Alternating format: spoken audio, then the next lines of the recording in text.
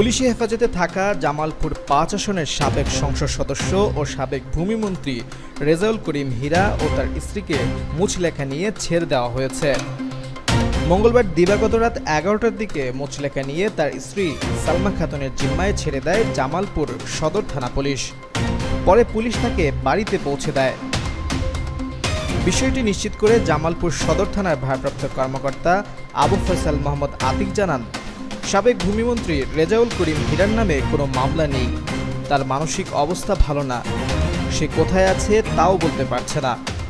ঊর্ধ্বতম কর্তৃপক্ষের সঙ্গে কথা হয়েছে, তার বিরুদ্ধে মামলা না থাকায় ও বয়স বিবেচনা করে তার স্ত্রী সালমা খাতুনের জিম্মায় ছেড়ে দেওয়া হয়েছে।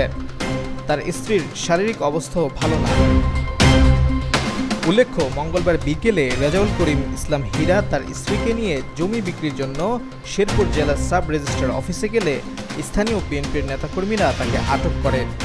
খবর পেয়ে শেরপুর থানা পুলিশ ঘটনাস্থল থেকে তাকে উদ্ধার করে হেফাজতে নেয়। রাত ১০টার দিকে তাকে জামালপুর পুলিশের কাছে হস্তান্তর করা হয়।